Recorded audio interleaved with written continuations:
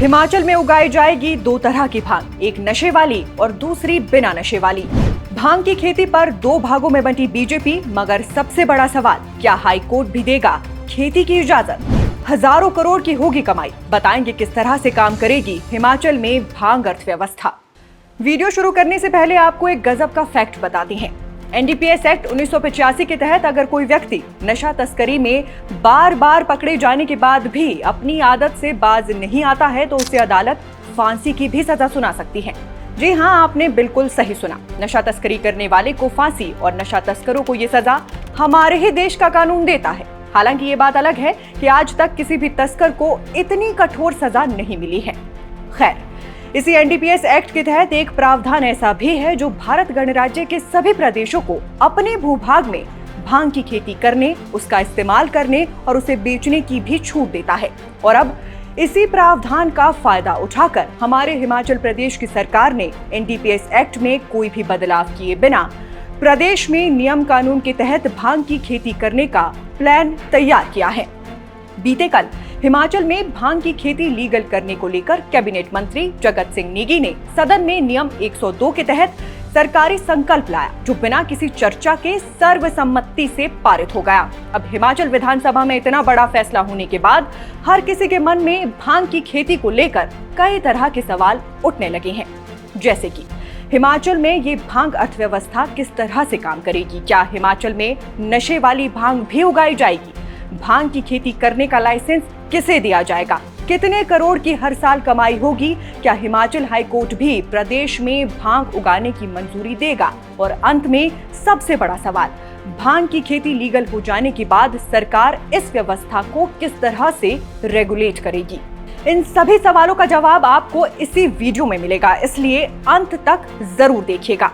जैसा कि हम सभी जानते हैं, हिमाचल प्रदेश में भांग की खेती को लीगल करने की मांग काफी लंबे समय से उठाई जा रही है और ये बात भी किसी से छुपी नहीं है कि हिमाचल में पैदा होने वाले इस नशे की सप्लाई गैर कानूनी तरीके से सिर्फ हमारे ही देश में नहीं बल्कि विदेशों में भी की जाती है। तो फिर जब गैर कानूनी धंधा चल ही रहा है तो क्यों ना इसे कानूनी धंधा बनाकर कुछ पैसे कमा लिए जाएं।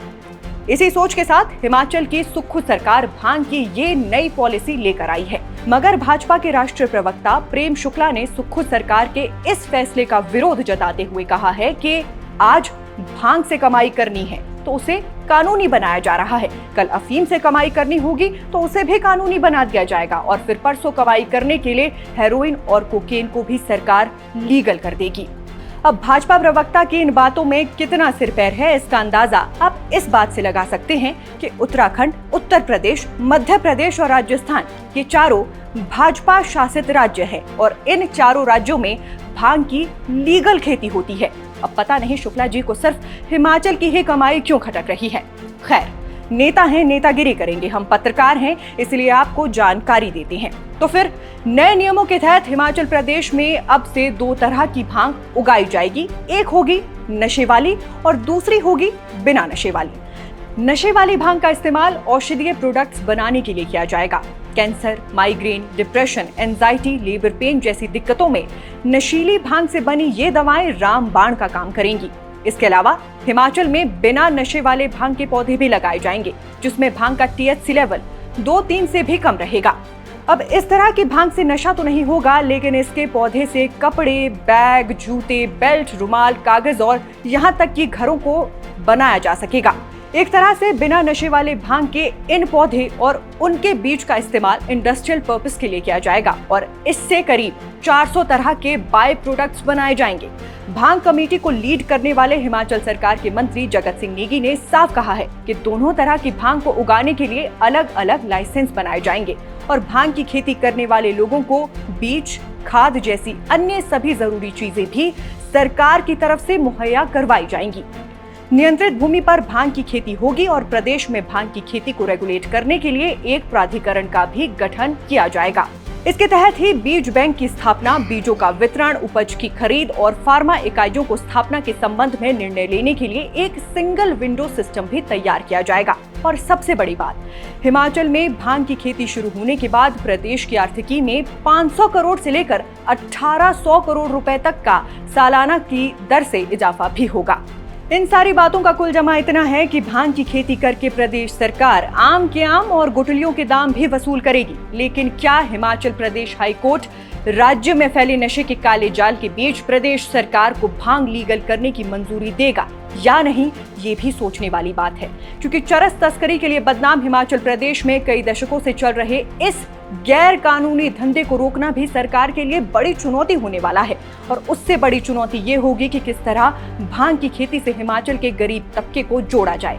क्योंकि एक बात तो तय है कि हिमाचल में भांग की खेती लीगल होने के बाद बड़ी बड़ी कंपनियां हिमाचल की ओर रुख करेंगी और सैकड़ों एकड़ की भूमि को एक्वायर करके उस पर भांग की खेती भी करेंगी और लाखों करोड़ों रुपए लगाकर ऐसे प्लांट्स भी हिमाचल में लगाएंगी जो भांग के बाई प्रोडक्ट्स बनाएंगे।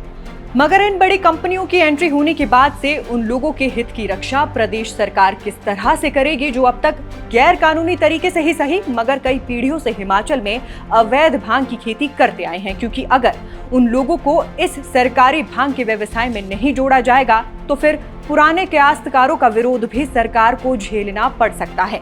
और आखिरी सवाल हमारा आप दर्शकों से है कि क्या आपको ऐसा लगता है कि हिमाचल में भांग की खेती लीगल होने के बाद नशा तस्करी पर लगाम लग जाएगी या फिर भांग लीगल होने के बाद हिमाचल की हालत और अधिक खराब होने वाली है?